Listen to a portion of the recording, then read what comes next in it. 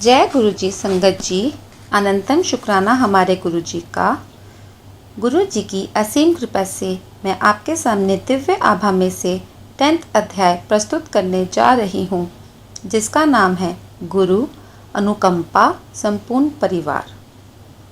इस ग्रह पर सबसे कठिन कार्य गुरु जी के साथ अपने अनुभवों को शब्दों में पिरोना है।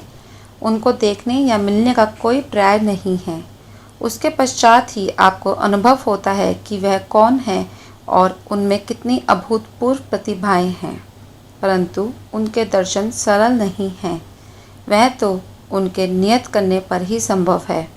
अनेक बार उनके दर्शन करने की बनी बनाई योजनाएं सफल नहीं हो पाती हैं। इसके विपरीत यदि वह चाहें तो वह आपको कहीं से भी बुला लेते हैं। मुझे दोनों ही अनुभव हुए हैं। गुरु जी का भक्त बनने के कुछ दिन उपरांत ही मैंने अपनी अनुभूतियों का अपने उन मित्रों से उल्लेख किया जिनके साथ मैं प्रतिदिन 18-20 घंटे बिताया करता था। उन सबको यह सुनकर बहुत अचंभा हुआ और उन्होंने गुरुजी से मिलने की आकांक्षा व्यक्त करी। उनकी इच्छा के अनुरूप और मेरी उनको गुरुजी के दर्शन कराने की चाहत किसी न किसी कारणवश 6 माह तक टलती रही। वह दर्शन करने में असमर्थ रहे। अतंत जब यह संभव हुआ तो अपने जीवन के हर पुष्ट पर गुरुजी की दया पाकर वह अति कृतित हुए। अंत तो तुकतवा गुरुजी ही अपने पास बुलाते हैं। इससे एक दिन गुरुजी ने पड़ोस में कर दिखाया। मैं बाहर जहाँ पर वाहन खड़े किए जाते थे अपने एक मित्र की प्रतीक्षा कर रहा था। एक कार वहीं पर आकर धीमी हुई और यह सोचकर कि मेरा मित्र इसी कार में है, मैंने उसे एक खाली स्थान का मार्ग दिखाया।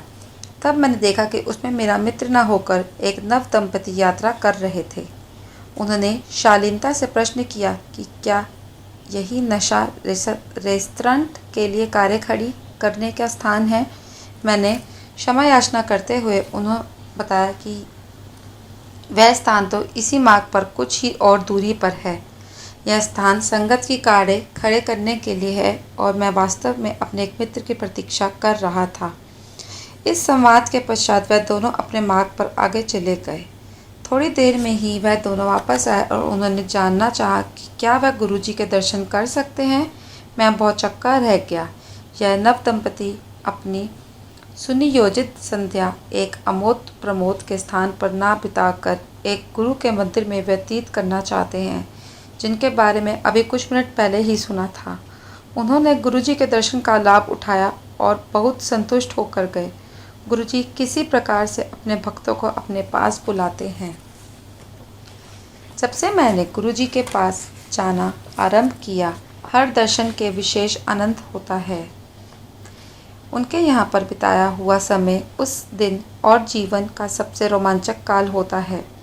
गुरुजी बहुत कुछ देते हैं। उस लंबी सूची में उनका संरक्षण भी है। गुरुजी की छाया प्राप्त सुरक्षा अनुपम है। यह मेरे कई अनुभवों से सिद्ध होता है।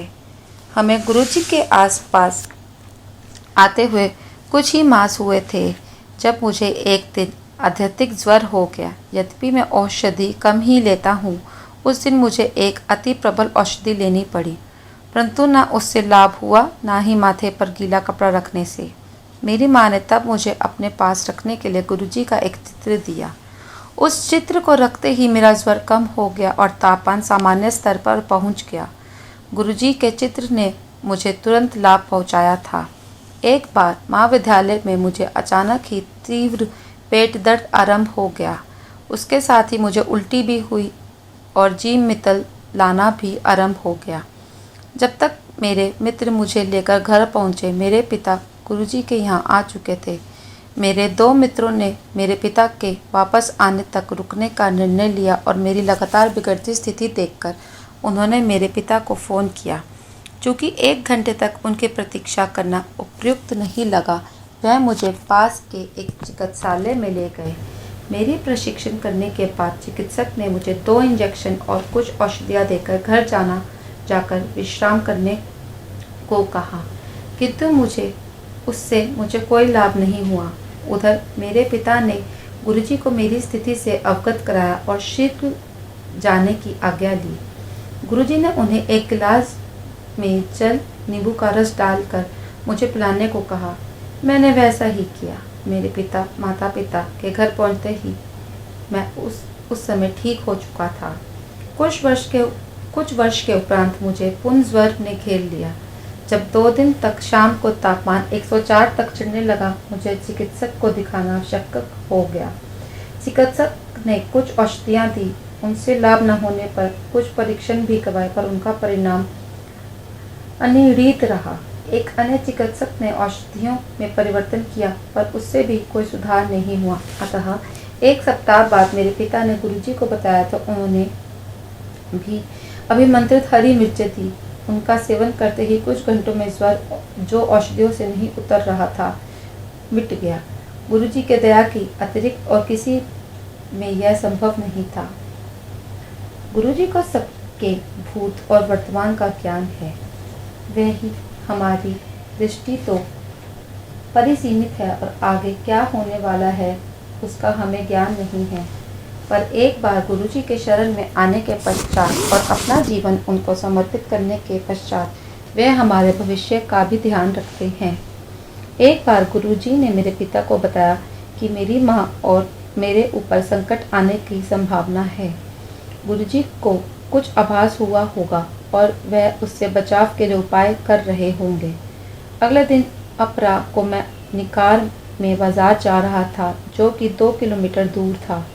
मार्ग में एक ही बड़ा चौराहा था। उसे पार करते हुए मेरी बाईं ओर आती हुई एक मोटरसाइकिल ने जोर से कार को मारा। कार को ऐसा झटका लगा कि वह फिसलकर मार्ग के बीच में बने हुए विभाजक पर जा टकराई। मेरे ऊपर कांच के छोटे छोटे टुकड़े टूटकर बिखरे हुए थे। मैंने जब अपने सामने कांच को देखा तो वह सबूत था। फिर मुझे आभास हुआ कि वह टुकड़े खिड़की के टूटने से बिखरे थे। मैं उतरकर मोटरसाइकिल के पास गया तो उपस्थित भीड़ ने मेरे साथ सांत्वना कर रही थी, यद्यपि मैं बड़ी गाड़ी चला रहा था। मैंने चालक के नंबर लिए। उसके कुछ मित्र आकर उसे ले गए। मैंने भी आगे जाने का निर्णय लिया।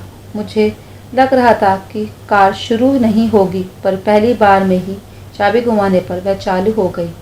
मैंने बाजार जाकर अपना कार्य पूरे किया। जब हम घर पहुंचकर मैंने स्नान किया तो देखा कि मुझे एक खरोच तक नहीं आई। गुरुजी की दया से कांच के टुकड़ों से मुझे कोई चोट नहीं आई थी। उस संध्या को जब हमारे घर एक संबंधी की कार में गुरुजी के पास हम पहुंचे तो गुरुजी ने मेरे पिता को कहा कि वह चिंता न करे, केवल कार ही क्षतिग्रस्त हुई और यह ध्यान देने योग्य है कि बेटे को कोई खरोच तक नहीं लगी है। कार को देखकर कोई यह विश्वास नहीं कर सकता था कि उसके चालक को कोई चोट नहीं लगी है। कार को बहुत अधिक नुकसान हुआ था। उसका पूर्ण बायां हिस्सा बदलना पड़ा और उसको ठीक होने में 1 सप्ताह का समय लग गया। केवल गुरुजी ही मुझे यह 100% सुरक्षा दे सकते थे। शीत ऋतु में एक संडे को गुरुजी के यहाँ जाते हुए जब मैं कार चला रहा था, अचानक ब्रेकों ने काम करना बंद कर दिया। यदि यह नोएडा से दिल्ली जाते हुए एक व्यस्त यातायात में हुआ होता तो निश्चित ही घातक होता, पर यह घटना एक लाल बत्ती पर हुई जब कार बहुत धीमे थी। आधे मार्ग तक आ जाने के बाद हम ना तो वापस जाकर कोई और व्यवस्था करने की स्थिति में थे और ना ही आगे बढ़ सकते थे। उस समय शाम के 7:30 बज रहे होंगे। अंधेरा हो गया था और ठंडा मौसम होने के कारण किसी मैकेनिक को मिलने की आशा भी बहुत कम थी। परंतु हमें एक मिस्त्री मिल गया जो घर जाने वाला था और उसने सहायता भी करी। कार की बैटरी से बत्ती लगाकर वह कोई आधा घंटा तक दोष ढूंढने का विफल प्रयास करता रहा। अतः मेरी बहन आरती ने गुरुजी से विनती करी जिससे हमें उनके दर्शन में और देरी नहीं हो। ठीक उसी समय कार के दोष का पता लग गया। शीघ्र ही कार ठीक हो गई और हम गुरुजी के दर्शन की राह पर चल पड़े। जब हम गुरुजी के दर्शन के लिए जाना आरंभ किया था तब मैं कार चलाना सीख रहा था, पर कभी भी नोएडा की सीमा को पार नहीं किया था। अतः मेरे पिता दोनों दिशाओं में कार चलाते थे। यह नोएडा और दिल्ली के यातायात में एक दिशा में 20 किलोमीटर से अधिक का मार्ग था। उनको एक बार कार्यवश चंडीगढ़ जाना पड़ा और हमारे पास उनके वापस आने तक गुरुजी के पास जाने के लिए कोई विकल्प नहीं था। मैं हिचक रहा था और माँ और बहन के प्रोत्साहन पर जब मैंने पिता से अगले दिन गुरुजी के पास कार में जाने की आज्ञा मांगी तो उन्होंने तुरंत हामी भर दी। अगले दिन जब मैं माँ और बहन के साथ कार निकाल रहा था तो हमें जहाँ बहन बैठी हुई थी अचानक गुरुजी की उपस्थिति का उपहास हुआ।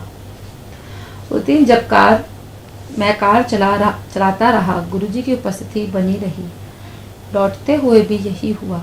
जैसे ही कार को घर पर खड़ा किया उनकी सुगंध लुप्त हो गई। गुरुजी अपने भक्तों का इतना ध्यान रखते हैं। उनके पास जाते हुए उनकी उपस्थिति न केवल उनकी दया और स्नेह के सूचक थे, उन्होंने हमारी रक्षा भी करी और मेरा उत्साहवर्धन भी किया। जब हमने गुरुजी के पास आना आरंभ किया मैं 10वीं कक्षा में था। मैंने 12वीं कक्षा विज्ञान विषयों में के साथ करी थी। विचार यह था कि एक वर्ष मैं यात्रिकी विद्यालयों में प्रवेश परीक्षाओं के लिए अध्ययन करूंगा। साथ ही मैंने दिल्ली विश्वविद्यालय स्नातक पाठ्यक्रम में प्रवेश पा लिया। उसी समय मैंने कुछ परीक्षाओं में अनुभव हेतु बिना पढ़े प्रयत्न भी किया। परिणाम इस स्तर के नहीं थे कि मुझे नोएडा या आसपास के विद्यालयों में प्रवेश मिल सके। मैं घर से दूर रहकर नहीं पढ़ना चाहता था। कुछ विद्यालयों के संपर्क स्थापित करने पर उन्होंने प्रवासी भारतीय छात्रों वाले स्थान लेने का सुझाव दिया जिनके लिए अत्यधिक व्यय होता। अतः मैंने 1 साल अध्ययन कर तैयारी करने का निश्चय किया। कुछ माह व्यतीत हो गए। चूँकि कुछ स्थान अभी भी रिक्त थे, उत्तर प्रदेश के छात्रों के लिए विशेष प्रवेश परीक्षाएं हुए, परंतु इसमें भी वही प्रवासी भारतीय छात्रों वाली कथा दोहराई जा रही थी। एक दिन गुरुजी ने मेरे पिता को बुलाया और कहा कि तुम्हारे पुत्र को प्रवेश मिल गया है, प्रसन्न रहो। मेरे पिता को इस कथन का अर्थ समझ में न आने पर भी उन्होंने गुरुजी का धन्यवाद किया और घर आ गए। अगले दिन मेरे पिता को मेरे विद्यालय से घर लौटने पर मुझसे पूछा गया कि क्या मैं ग्रेटर नोएडा में एक यात्रिकी महाविद्यालय में पढ़ना चाहूँगा। उस दिन तिथि 14 नवंबर थी और मेरा प्रवेश 10 नवंबर को बंद हो चुके थे। भाव विभोर होकर मैंने तुरंत हामी भर दी। मैं अपने पिता के साथ ही महाविद्यालय के कार्य में गया और समस्त कागज पत्र दिए। अगले दिन ही कक्षाओं में आने के लिए कहा गया। मुझे वापस घर आते हुए मेरे पिता ने पूर्व वृत्तांत सुनाया। कैसे प्रात उनके एक मित्र ने उन्हें फ़ोन करके तुरंत महाविश्वविद्यालय के कार्यालय में बुलाया। जब मेरे पिता वहां गए तो उनसे एक प्राप्त भरवा कर गुजरी हुई तिथि को चेक देने को कहा गया था। कुल राशि मात्र 24,000 रुपये थी, जिसमें 19,000 फीस के थे और शेष लौटाई जाने वाली सुरक्षा राशि के लिए थे। उस स्थान पर सबसे कम व्यय था और हमें घर से बुलाकर प्रवेश दिया गया था। तब मेरे पिता को गुरुजी के कथन का अर्थ समझ आया। ऐसी है हमारी गुरुजी की माया। प्रत्येक व्यक्ति जो गुरुजी के पास आता जाता है उसी गुरुजी की अनुकंपा किसी रूप में अवश्य प्राप्त होती है। आशीष, योगेश और मुकेश मेरे कुछ मित्र हो गए थे। कुछ प्रारंभिक बाधाओं के पश्चात उनको गुरुजी के दर्शन हुए, उनके कमल चरणों में स्थान मिला और कुछ अद्भुत अनुभूतियाँ हुई। हमारे महाविद्यालय में छमाही सत्र होते थे। अनुत्तीर्ण होने पर मैंने 1 वर्ष के उपरांत पर पूर्ण हर सत्र की परीक्षा दे सकते थे, परंतु यदि उत्तीर्ण होने के लिए 10 अंकों तक की आवश्यकता होती थी वह दे दिए जाते थे। योगेश के 11 नंबर कम थे, अतः नियम अनुसार उसे 1 वर्ष की हानि होती। एक माह उसने बहुत परेशान रहना पड़ा क्योंकि उसे अगली कक्षा में जाने की अनुमति नहीं मिली। एक दिन उसने गुरुजी की सहायता के लिए प्रार्थना करी और ऐसा करते करते सो गया। जब वह सोकर उठा तो वह अपने स्वप्नों को लेकर प्रसन्नचित हो असमंजस में था। उस समय उसने हमें कुछ नहीं बताया। अगले दिन समाचार पत्रों में विश्वविद्यालय परिषद की बैठक में हुए निर्णय का वर्णन छपा हुआ था, जिसमें उन्होंने सब छात्रों को 4 वर्ष में एक बार 15 नंबर देने को निश्चय लिया था। इसी प्रकार योगेश का वह 1 वर्ष बच गया और तब उसने उस स्वप्न की चर्चा करी। स्वप्न में उसकी माँ उसे गुरुजी के पास ले गई और योगेश की अशांति से अवगत कराया। गुरुजी ने उसको चिंतामुक्त रहने को कहा। यह स्वप्न परिषद की बैठक से कुछ देर पहले ही आया था। उसके पश्चात बैठक में निर्णय निश्चित ही गुरुजी के हस्तक्षेप से लिया गया होगा। प्रति सत्र की परीक्षाओं से पूर्व हम गुरुजी के दर्शन की अभिलाषा रखते हैं। मैं अपने परिवार के कारण उनके दर्शन सरलता से कर लेता था, परंतु मेरे मित्रों को उनके दर्शन के लिए विशेष प्रयास करना पड़ता था। आशीष पर गुरुजी के दर्शन से विशेष प्रभाव होता था। दर्शन के उपरांत वह अपने सब विषयों में उत्तीर्ण हो जाता था। यदि दर्शन नहीं हो पाते थे तो एक या उससे अधिक विषयों में रह जाता था और उनमें पूर्ण परीक्षा देनी पड़ती थी। गुरुजी की कृपा से विद्यालय से निकलते ही मुकेश हनीवेल नामक एक अति प्रसिद्ध कंपनी में कार्यरत हो गया। वहाँ पर उसका प्रशिक्षण काल 1 वर्ष का था। उस अंतराल के बाद वह अति उत्सुकता से अपने स्थानीयकरण की परीक्षा कर रहा था, परंतु जब 2 माह उपरांत भी यह नहीं हुआ तो वह गुरुजी के पास 14 अप्रैल 2005 को आया। उसने गुरुजी के दर्शन कर प्रसाद लिया और चला गया। अगले कार्य दिवस 16 अप्रैल को उसे अपने स्थायी होने की सूचना प्राप्त हो गई। वास्तव में गुरुजी अपने आशीर्वाद से सब संभव कर देते हैं। मुझे तीसरे अर्धवार्षिक सत्र में एक विषय पर 30 अंकों के स्थान पर केवल 19 अंक ही मिले थे। यह चौंकाने वाली घटना थी, क्योंकि परीक्षण के उपरांत जब मैंने अपने अंक जोड़े थे तो मुझे सरलता से उत्तीर्ण हो जाना चाहिए था। मैंने अपने अभिभावकों को बताई और साथ में ही यह भी कहा कि यदि इस समय मेरे केवल 19 अंक आए हैं तो संभवतः मैं इस विषय में कभी भी उत्तीर्ण न हो पाऊँ। मेरे पिता ने जब यह बात गुरुजी को बताई तो उन्होंने पूर्ण निरीक्षण का आवेदन करने की सलाह दी। अगले ही दिन मैंने वही किया। उसके अगले दिन विद्यालय में किसी विद्यार्थी के अंकों के बदले जाने की सूचना थी। मैंने तुरंत उस महाअध्यापिका के पास गया तो मेरा नाम सुनकर उन्होंने कहा कि मेरे अंक बदलकर 53 हो गए थे। अति प्रसन्न होकर मैंने पूर्णतः निरीक्षण का आवेदन वापस ले लिया और गुरुजी का हार्दिक धन्यवाद किया। बाद में हमें पता लगा कि संपूर्ण राज्य में जहाँ 120 के आसपास महाविद्यालय है और प्रत्येक में कई 100 विद्यार्थी हैं, केवल 5 विद्यार्थियों के अंक परिवर्तित हुए थे और सबके ऊपर की ओर संशोधित नहीं हुए थे। गुरु कृपा से मैं अत्यंत भाग्यशाली था। मेरे इन थोड़े से अनुभवों से गुरुजी की असीम क्षमता और निस्वार्थ भाव से हमने अपने अनुयायियों को सदा आश्रय देते हुए परंपरा दृष्टिगोचर होती है। जब भी कोई भक्त अपनी व्यथा में गुरुजी से प्रार्थना करता है, गुरुजी सदा उसकी सहायता करते हैं। मूल सार यही है कि यह जीवन गुरुजी को समर्पित कर दें। मैं तो प्रेम और स्नेह की अंतहीन स्तोत्र है। प्रार्थना करता हूँ कि उनकी हितकारी दृष्टि सदा हम पर बनी रहे और हमें सदा अपने चरणों में स्थान देते रहे। ओम नमः शिवाय। शिवजी सदा सहाय। शुक्राना गुरुजी, अनंतम शुक्राना हमारे गुरुजी का। Sangat ji, please do like, share and subscribe to my YouTube channel Satguru की मौज एंड रहमत गुरुजी। Thank you Guruji.